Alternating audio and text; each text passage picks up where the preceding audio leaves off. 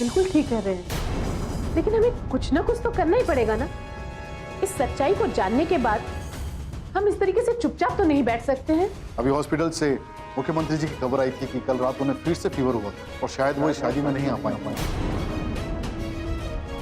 ये क्या कह रही हो बहू?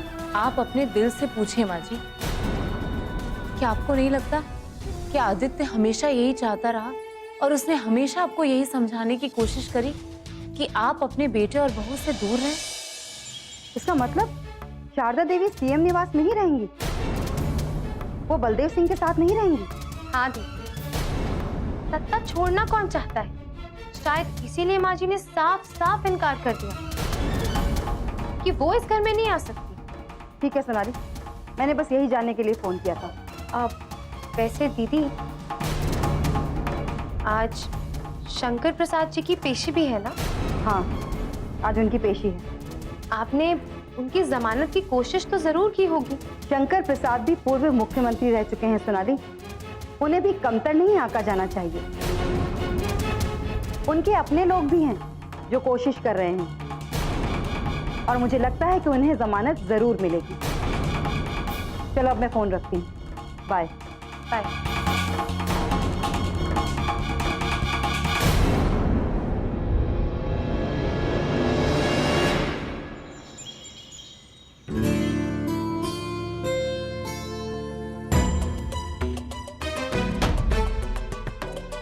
क्या बात है माँ, आज आप बहुत परेशान लग रही हो।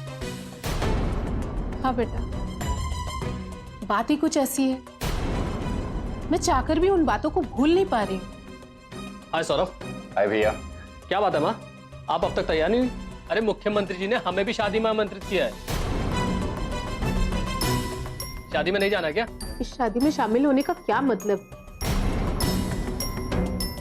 लोग शादी में जाते हैं वर वधू को आशीर्वाद देने, लेकिन ये शादी तो ऐसी नहीं है कि जिसमें हम जाके वर वधू को आशीर्वाद दे सकते। ये आप क्या कह रही हैं माँ? आप आशीर्वाद क्यों नहीं दे सकती उन्हें? हाँ बेटा, ये शादी निधि की मर्जी से नहीं, बल्कि उसको मजबूर करके करवाई जा रही है। नहीं माँ, ये क्या बात है? अरे निधि तो मुख्यमंत्री जी की बेटी है ना, आखिर उसे कौन मजबूर कर सकता है? उसको वही मजबूर कर रहा है जिसके साथ उसकी शादी हो रही है, जिसका नाम आदित्य है।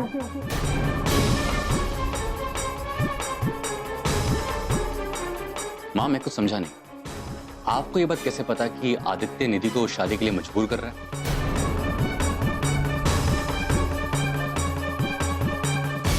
क्योंकि मैं सच्चाई जानती हूँ बेटा। निधि तुम्हें रात के अंधेरे में भागती हुई मिली थी ना, वो और किसी से नहीं बल्कि आदित्य से ही भाग रही थी, क्योंकि वो सच्चाई जान चुकी थी कि शारदा देवी के शासनकाल में जितने भी घोटाले हुए हैं उन सब के पीछे आदित्य का ही हाथ है। और जैसे आदित्य को ये बात पता चली कि निधि को ये बात पता चल गई है, उसने उसको खामोश करने की कोशिश की। अच्छा, लेकिन ये आपको किसने बताया माँ? खुद निधि ने। गौरव, तुमसे गलती ये हुई कि तुमने न्यूज में आदित्य और निधि का चेहरा देखकर तुमने सीधे आदित्य को फोन लगा दिया और अपने फोन से निधि से बात भी करवा दी। लेकिन माँ, मैंने तो निधि की बात इसलिए करवाई थी कि आदित्य उसका मंगेतर है।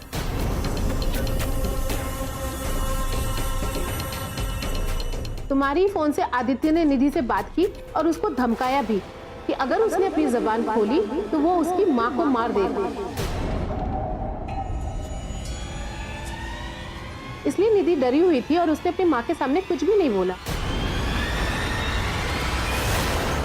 और मैं भी कुछ नहीं बोल पाई क्योंकि आदित्य साथ में आए थे। माँ तब तो ये शादी किसी भी हालात में नहीं होनी चाहिए।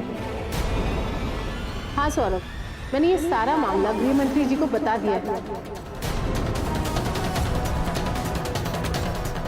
और मुझे पूरा विश्वास है कि वो कोई ना कोई एक्शन जरूर लेंगे और आदित्य और निधि की शादी रुक जाएगी।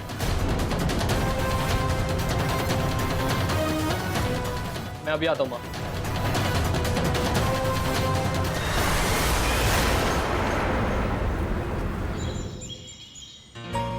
बेटा इसे गाड़ी में रखो, जाओ जल्दी।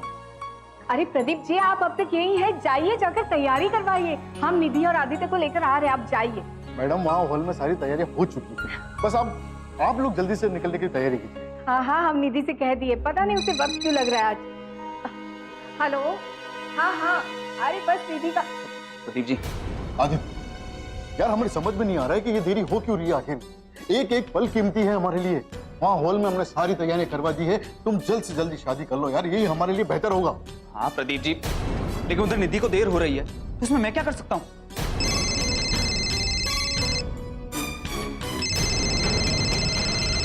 हाँ गौरव बोलो। आदित्य, निधि के साथ तुम्हारी शादी शुरू हुई क्या? नहीं, अभी नहीं, अभी तो हम लोग घर से निकलने वाले हैं। लेकिन तुम इतने घबराए हुए क्यों? बात घबराने की है आदित्य, सारा मामला खुलने की कगार पर है। क्या? आदित्य, तुमने कहा था कि निधि किसी को कुछ नहीं बताएगी, लेकिन निधि ने माँ को सारी बातें बता दी है और माँ ने गृह मंत्री जी को फोन करके सारी बातें उनको बता दी है। गौरव ऐसा नहीं हो सकता। मामला सारा का सारा बिगड़ चुका आदित्य, मामला खुलने की कगार पर है। इस बात को कैसे हैंडल करना है ये तुम सोचो। अगर इस केस में कुछ भी होता है तो शायद मैं भी तुम्हारी मदद नहीं कर पाऊंगा।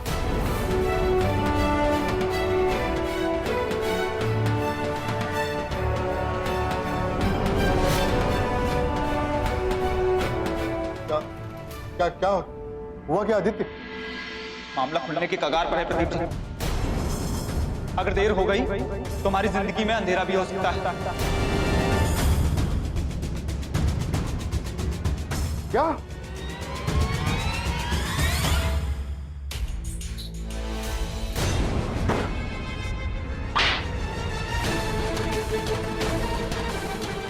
मुझे शक तो पहले ही था कि उसने तुम्हारे फोन से ही निधि को धमकाया होगा, और ये बात तुम्हारी समझ में नहीं आई। और मुझे निधि ने भी ये बात बताई कि उस वक्त तुम दोनों वहां से हट गए थे। मुझे भी लगा था कुछ ना कुछ तो जरूर है, लेकिन सच्चाई ये है कि तुम आदित्य से मिले हुए थे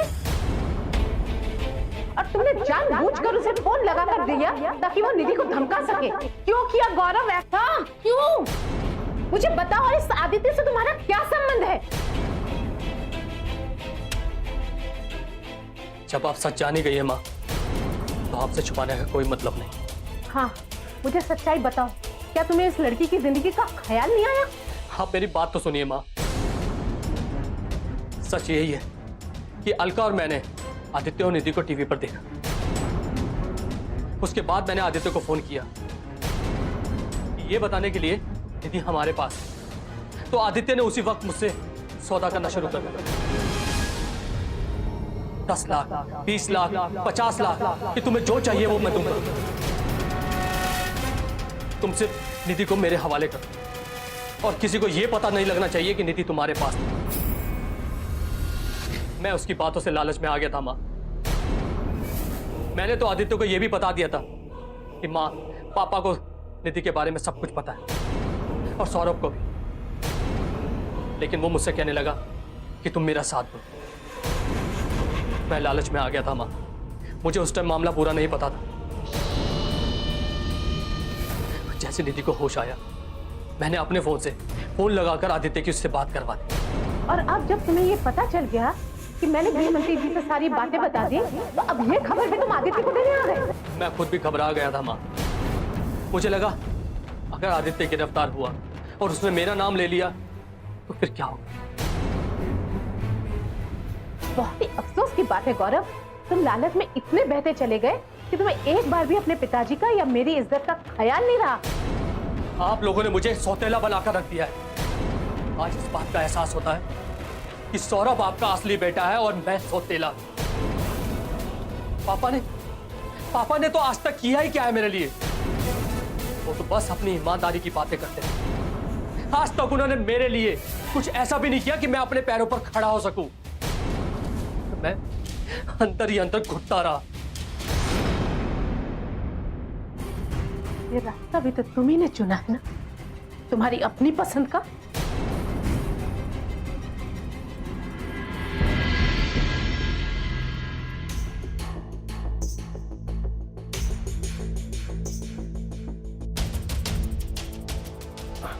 नमस्कार सर। नमस्ते सक्सेना। सर सारे मंत्री, सारे नेताओं और आपको भी आमंत्रण आया है कि आप निधि और आदित्य की शादी में नहीं जाएंगे? हरगिज नहीं। हालांकि मेघना जी ने बुलाया जरूर है, लेकिन हम जानते हैं कि ये एक राजनीतिक रिश्ता है। मेघना जी की बेटी की शादी एक ऐसे शख्स के साथ हो रही है जिसे हम बिल्कुल पसंद नहीं करते, और जिसे हम पसंद नहीं करते उसे आशीर्वाद देने का तो सवाल ही नहीं पैदा होता। ठीक कह रहे हैं सर। इस रिश्ते की कड़वाहट के बारे में पता तो सबको है। सुनने में तो ये आया था कि अगर शारदा जी इस शादी में शामिल नहीं होंगी तो आदित्य शादी नहीं करेगा। लेकिन अब देख लीजिए, मैडम को हॉस्पिटल से छुट्टी नहीं मिली और आदित्य शादी कर रहा है। सक्सेना, ये सब कहने सुनने की बातें हैं। उसने तो अपना मकसद पूरा करने के लिए शारदा को जरिया बनाया है। कल तक वो कुछ भी नहीं था, आज उसने मुख्यमंत्री के बेटे का रुतबा हासिल कर लिया है, और कल वो वित्त मंत्री का दामाद बन जाएगा। ठीक कह रहे हैं सर।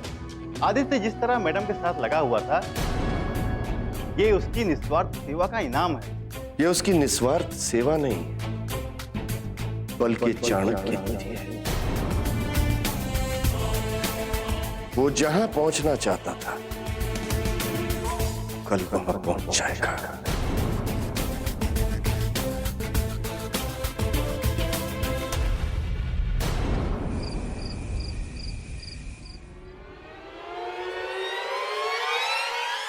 मैडम, हॉल से बार बार फोन आ रहा है।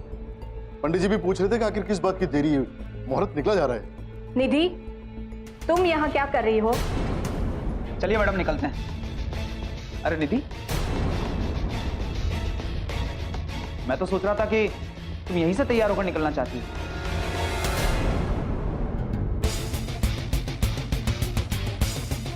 अब हॉल पर जाने की कोई जरूरत नहीं है आदित्य।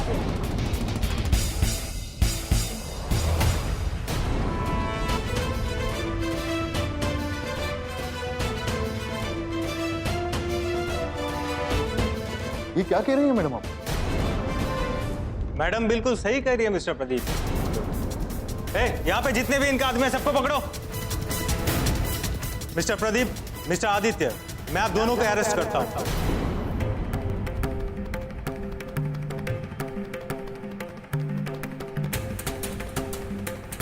ये क्या कह रहे हैं आप?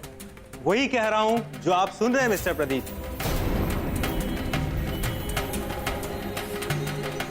मेरे पास आप दोनों के नाम का वारंट है। आप दोनों के विश्वासघात का खेल अब खत्म हुआ। ये क्या कह रही है मैडम आप? वही जो सच है। लानत है तुम जैसे लोगों पर जो विश्वास के सीने में खंजर भोंककर खुशियां खरीदना चाहते हैं।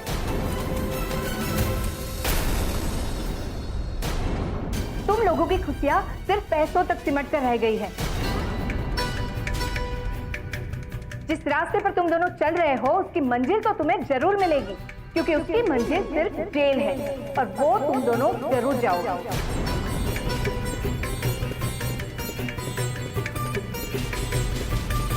नहीं मैडम, ऐसा मत कहिए। हम लोगों ने तो हमेशा ईमानदारी से आपका साथ दिया है। झूठ बोलता है माँ, ये दोनों एक नंबर के लालची और धोखेबाज हैं।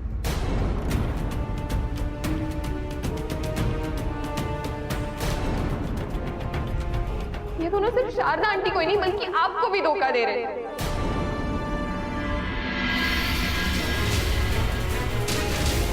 और जब मुझे इस बात का पता चला तो इसने मुझे धमकी दी कि आपको जान से मार देगा, और मुझे चुप रहने के लिए मजबूर कर दिया।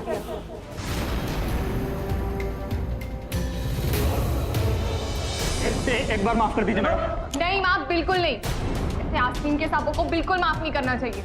इन्हें इनके गुनाहों की सजा जरूर मिलेगी।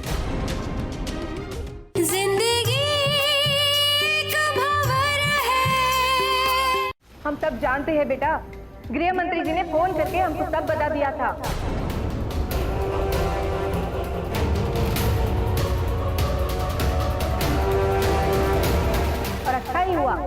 कावेरी जी को तुमने सच सच बता दिया।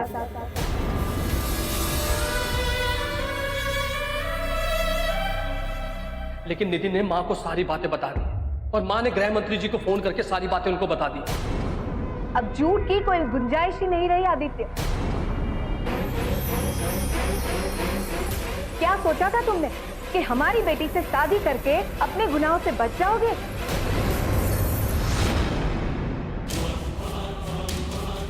नहीं आदित्य, ये तुम्हारी गलतफहमी थी। जिस दिन हमें तुम्हारे गुनाहों के बारे में पता चलता, हम उसी वक्त तुम्हारे हाथों में हथकड़ियां डलवाते। ये नहीं सोचते कि आप हमारे दामाद थे। मैडम, हम मानते हैं कि हमसे छोटी मोटी। बस, अब एक शब्द नहीं बोलेंगे आप। आप लोगों की गद्दारी का मामला खुल चुका है।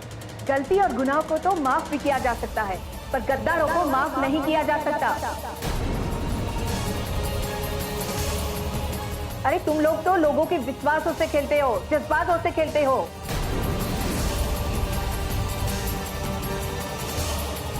और ऐसे लोग माफी के लायक नहीं होते। मैडम एक बार माफ एक बार माफ कर दीजिए मैडम। नहीं, माफ बिल्कुल नहीं। ऐसे आस्तीन के सांपों को बिल्कुल माफ नहीं करना चाहिए।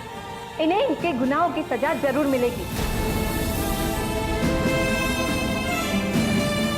कानून के सामने इनकी सच्चाई आ चुकी है। कानून के पास इनके खिलाफ सारे सबूत आ चुके हैं। आप दोनों जो अनैतिकता और भ्रष्टाचार का खेल खेल रहे थे, अब सारी उम्र आपकी जेल में कटेगी। तब जाके आपको एहसास होगा।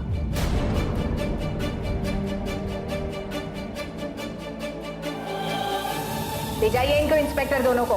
लगाओ हाथ करिए इनको।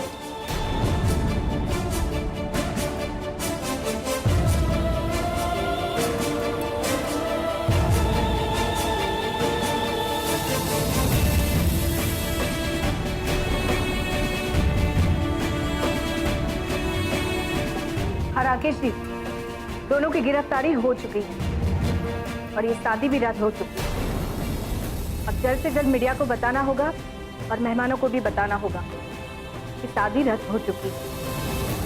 जी, आप देख लीजिए। नमस्कार।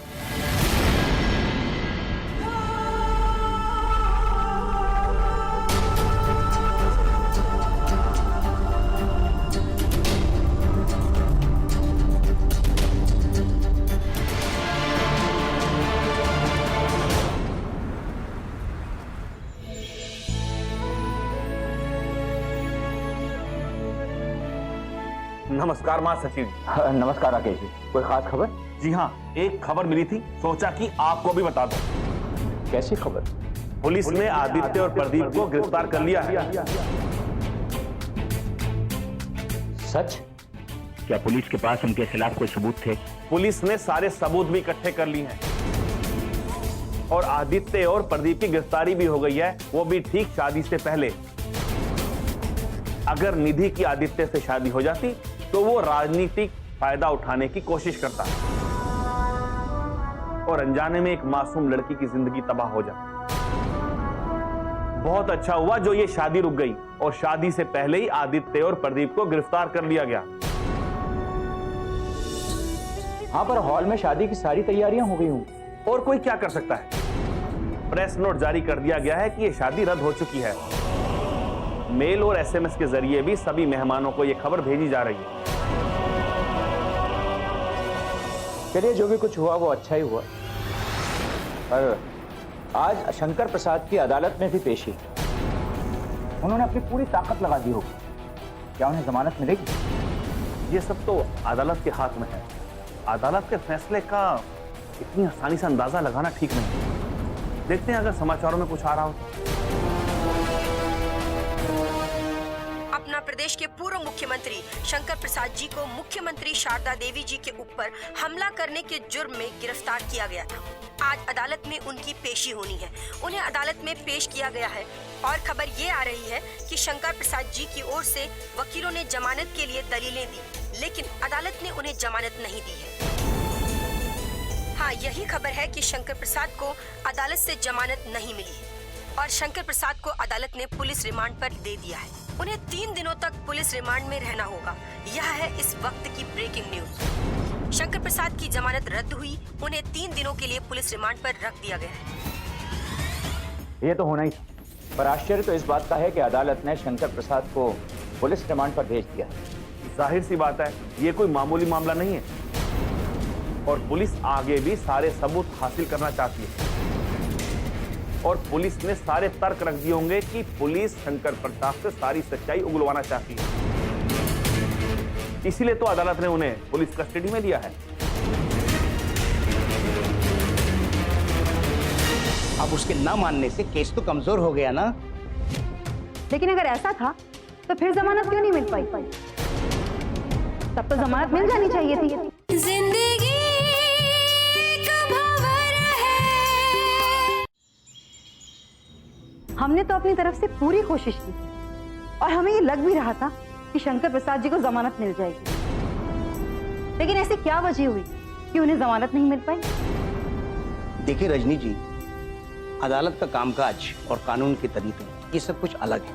ये अंदाजा लगाना मुश्किल है कि आखिरी वक्त में जज क्या फैसला लेगा, और वैसे ये उम्मीद लगाना भी मुश्किल होती है किसी भी केस के बारे में कि हम जिसे चाहें उसकी जमानत हो ही जाए। इसलिए मैंने पहले ही आप लोगों से ऐसा कोई दावा नहीं किया था। आपने दावा नहीं किया था, लेकिन हमने तो अपनी तरफ से पूरी कोशिशें की थी। एक तरफ से नहीं बल्कि चारों तरफ से मामले को सेट करने की कोशिश की थी। उसके बाद भी जमानत नहीं मिल पाई। वकील साहब, मैं ये जानना चाहती हूँ कि क्या पुलिस के पास शंकर प्रसाद जी के खिलाफ कोई पुख्ता सबूत है? सबूत बहुत पुख्ता है ये तो नहीं कहा जा सकता, लेकिन हमने सबूतों को अदालत में चैलेंज किया है और आगे भी चैलेंज करेंगे।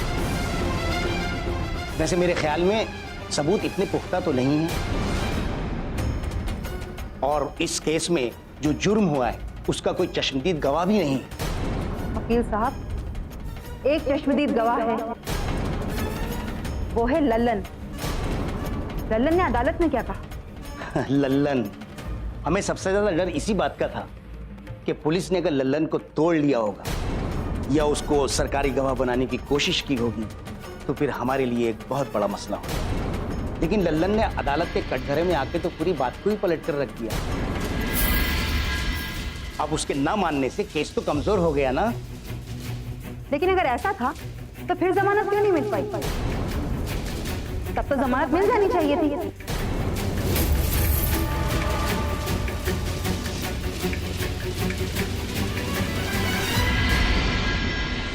दरअसल हम उनके बारे में समझ ही नहीं पाए।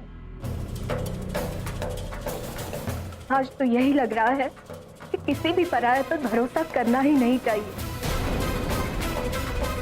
पराये आखिर पराये होते हैं और अपने अपने होते हैं। तुम बिल्कुल ठीक कह रहे हो राजवी, जैसा तुमने कहा था वैसा ही। लेकिन अब देखना ये है कि माची का अगला कदम क्या होता है।